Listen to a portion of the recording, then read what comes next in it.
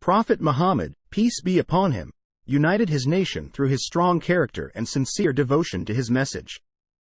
He replaced pagan beliefs with faith in a single creator and instilled this faith through acts of worship.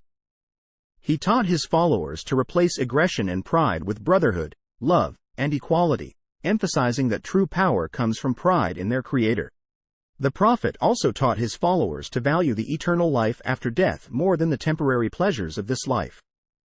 He combined patriotism with religion, stating that loving one's homeland and defending one's property are part of good religion. This strong bond of faith and solidarity allowed the Muslim community to maintain authority over their lands and defend their sovereignty. The prophet succeeded in transforming his followers into a pious and faithful nation working for both this life and the hereafter. He emphasized that the prosperity of the religion depends on the same principles that led to its initial success, providing a path forward for those lagging behind.